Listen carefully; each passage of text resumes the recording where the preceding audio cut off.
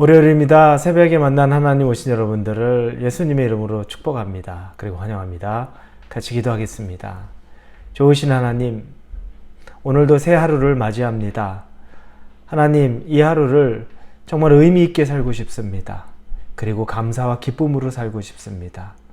내 힘으로는 의미를 찾기도 어렵고 감사와 기쁨을 찾는 것도 쉽지 않습니다. 은혜를 구합니다. 로마서 말씀을 계속 보며 은혜만이 내가 살 길이라는 것을 깨닫습니다. 그러나 그 은혜도 내가 노력해서 받는 것이 아니라 전적인 하나님이 주시는 정말 말 그대로 하나님의 은혜라는 것을 믿고 살아갑니다. 오늘도 그 은혜를 허락하여 주시옵소서. 그래서 오늘 하루를 정말 하나님의 자녀다운 삶을 살게 하여 주시옵소서. 예수님의 이름으로 기도합니다. 아멘. 오늘 우리에게 주시는 말씀은 로마서 4장입니다. 로마서 4장 1절에서 8절까지의 말씀입니다. 로마서 4장 1절에서 8절입니다. 찾으셨으면 로마서 4장 1절부터 우리 8절까지 같이 읽겠습니다. 그런즉 육신으로 우리 조상인 아브라함이 무엇을 얻었다 하리요? 만일 아브라함이 행위로서 의롭다 하심을 받았으면 자랑할 것이 있으려니와 하나님 앞에서는 없느니라. 성경이 무엇을 말하느냐? 아브라함이 하나님을 믿음에 그것이 그에게 의로 여겨진 바 되었느니라. 일하는 자에게는 그 삭시 은혜로 여겨지지 아니하고 보수로 여겨지거니와 이를 아니할지라도 경건하지 아니한 자를 의롭다 하시는 이를 믿는 자에게는 그의 믿음을 의로 여기시나니 일한 것이 없이 하나님께 의로 여기심을 받은 사람의 복에 대하여 다윗이 말한 바 불법이 사함을 받고 죄가 가려짐을 받는 사람들은 복이 있고 주께서 그 죄를 인정하지 아니할 사람은 복이 있도다 함과 같으니라. 우리는 반복해서 바울이 얘기하는 것은 우리가 구원을 얻은 것, 이신칭이라고 말하죠. 우리가 의롭다고 칭함을 받은 것은 믿음으로 말미암은 것이라는 것을 보게 됩니다. 거기에는 우리의 공로, 우리의 노력, 우리의 열심이 들어갈 틈은 없습니다. 오직 믿음이고 또 하나님은 우리에게 은혜로 그것을 주신 것입니다. 그 대표적인 사람을 이야기하면서 오늘 아브라함과 또 다윗을 얘기합니다. 아브라함이면 아주 이스라엘 백성의 믿음의 조상이라고 말하죠. 믿음의 시작을 아브라함으로부터 봅니다. 그리고 다윗은 그들의 영원한 왕이죠. 다시 오실 메시아를 그들이 기다릴 때도 다윗 왕과 같은 사람이 와서 그들을 해방시켜 줄 것을 기대했던 그와 같은 왕이 바로 다윗이었죠.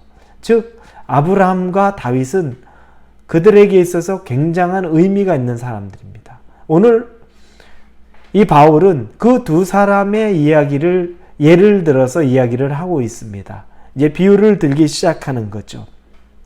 먼저 보니까 1절부터 8절까지 내용 중에서 우리가 2절, 3절에 보면 결국 우리가 믿음으로 구원을 얻는다는 이야기를 합니다. 그리고 4절에서 5절에 보면 일하는 자에게는 그 삭시 은혜로 여겨지지 아니하고 보수로 여겨지거니와 이를 아니할지라도 경건하지 아니한 자를 의롭다 하신 이를 믿는 자에게 그의 믿음을 의로 여기시느니라. 삭을 얘기합니다. 삭. 그건 일꾼들이 받는 돈이죠. 여러분이 직장 생활을 하고 있습니다. 여러분이 다니는 회사에서 여러분에게 주급이나 또 월급을 줍니다. 고맙죠. 직장에 감사하는 마음이 있습니다. 그런데 만약에 여러분이 일을 했는데 고마운 마음은 고마운 마음이지만 여러분에게 제대로 정확한 금액에 여러분의 삭슬, 임금을 주지 않았다면 여러분 어떻게 하시겠습니까? 고발하겠죠. 그 임금, 내가 수고한 것 받으려고 하겠죠. 이것이 바로 삭시입니다. 이게 바로 임금이란 개념입니다. 내가 일했으니까 일한 것을 받는 개념인 거죠. 고마운 건 고마운 거지만 나도 당연히 일한 것을 받을 수 있다는 겁니다. 여러분, 구원은 그와 같지 않습니다. 하나님이 우리에게 예수 그리스도를 내어주시는 것, 그러면서 나도 내가 믿음이라는 걸 했기 때문에 그걸 받을 만한 자격이 있다는 것. 여러분, 이런 접근은 틀린 겁니다. 우리가 믿음이라는 것도 우리 자신의 스스로 어떤 행위로 여길 때가 있습니다. 믿음조차도 내 행위로 여길 때가 있는 거죠. 여러분, 그렇지 않습니다. 쌍방이 삭스를 받는 조건처럼 생각하면 안 됩니다. 받을 자격이 없는 사람에게 일하지 않았고 아무 받을 자격이 없는 사람에게 그 삭스를 준 겁니다. 그건 은혜라고 설명을 하는 겁니다. 자격 없는 자가 받은 거죠. 바로 이와 같은 이야기를 합니다. 다윗의 얘기를 하는데 다윗의 얘기는 뒷부분에 보니까 6절부터 8절까지입니다.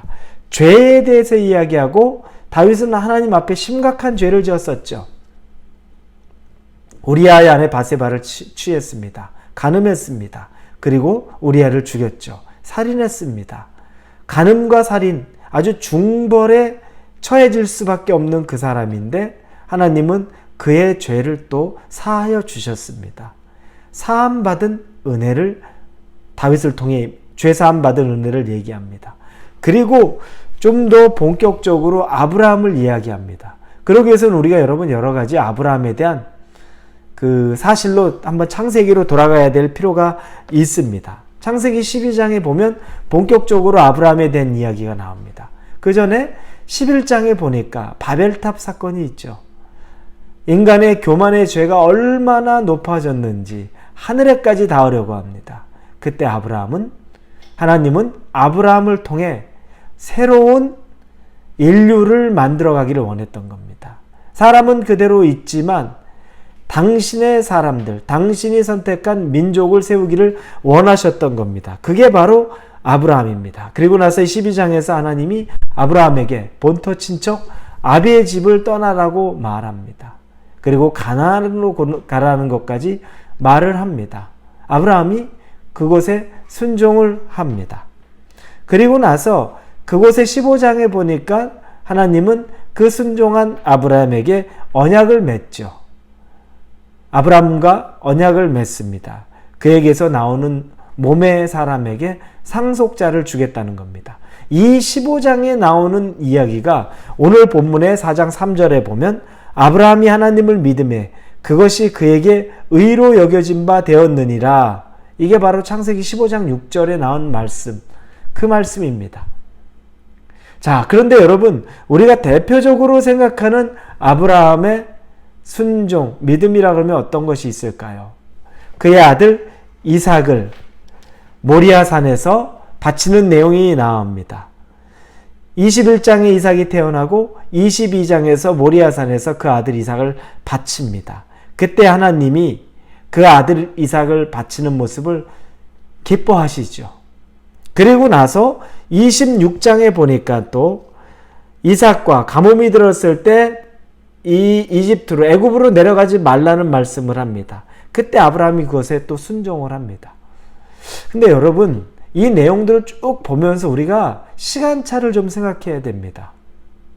제가 여러분에게 말했던 것들, 이게 뭔가 하나님이 우리에게 믿음에 대한 것들, 구원에 대한 것을 주실 때 예수님을 내어주셨고 또 우리는 그것을 내 믿음으로 받아서, 그래서 이 두 가지가 딱 하나님도 어떤 조건을 내걸고 나도 어떤 그 조건에 상응했기 때문에 이루어지는 것이 아니라 사실은 전적인 은혜로만 이루어진다는 그 맥락에서 보고 있는데, 아브라함을 보면 그 아들 이삭을 하나님에게 드리는 그의 믿음의 행동 때문에 하나님이 그를 의롭게 여기셨다라고 순서를 착각할 수 있습니다. 그렇지 않습니다. 그 이야기는 22장에 나오지만 이미 하나님은 아브라함의 이름을 바꾸기도 전에 아브라함이라고 할 때 이 15장에 벌써 그를 의롭게 여기십니다.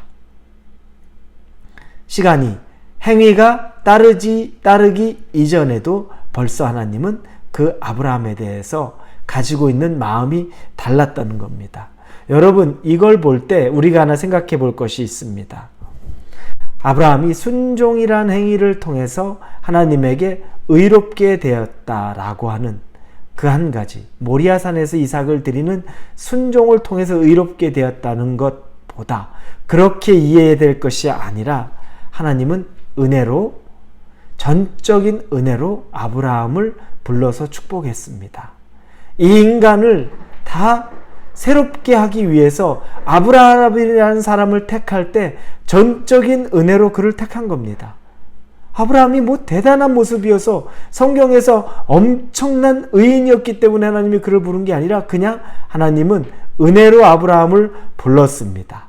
그리고 그에게 축복을 주셨고 아브라함은 믿음으로 그걸 받았습니다. 그냥 믿음으로 하나님에게 반응을 한 겁니다. 은혜로 주시고 믿음으로 반응을 하고, 여러분 이것이 얼마나 아름답습니까? 사실 바로 이것이 하나님이 우리 인간에게 베푸시는 일이고 우리 인간에게 원하는 일이라는 겁니다. 아직도 차이가 헷갈릴 수 있습니다. 하나님이 내게 은혜를 베풀었는데 은혜 받을 만한 자격이 있는 내 행동이 있었기 때문에 은혜를 받았다. 그렇지 않다는 거죠. 그 앞으로 가보면 나를 부른 것, 나를 선택해 준 것, 아무것도 내가 하나님 앞에 드러낼 것이 없다는 겁니다. 전적인 은혜입니다. 이 은혜를 깨닫는 순간에는 우리가 하나님 앞에 어떠한 것도 불평이나 불만을 내보낼 만한 것이 없습니다. 왜냐하면 은혜로 나를 불러서 이 구원의 역사까지 이끌어 주셨고 지금도 나를 사랑해 주시는데 내가 더 어떤 것을 하나님 앞에 이야기할 수 있겠습니까? 그것 하나만으로도 충분할 수 있다는 겁니다. 사랑하는 우리 홀리웨이브 성도 여러분, 하나님은 전적인 은혜로 여러분을 그냥 불러주셨습니다. 저를 불러주셨습니다. 그 은혜에 우리가 믿음으로 화답한다는 것, 그 아름다운 역사를 써가시길 바랍니다. 내가 믿음으로 순종했기 때문에 내가 얻어지는 공로가 있다는 그것이 아니라 나에게 베풀어 주신 그 은혜에 그냥 감사함으로 믿음으로 반응하는 것뿐인 삶, 그 삶을 통해 전적인 은혜만 있는 것을 누리는 오늘 하루가 되기를 예수님 이름으로 축원합니다. 기도하겠습니다. 하나님, 아브라함이 아들 이삭을 죽이는 엄청난 순종을 통해 하나님에게 의인이라 칭함을 받은 것이 아니라 그 이전에, 훨씬 이전에 하나님에게 그냥 믿음으로 반응했던 것에 하나님은 의롭게 보셨다는 것을 봅니다. 우리의 마음도 믿음 있게 하여 주옵소서. 예수님 이름으로 기도합니다. 아멘.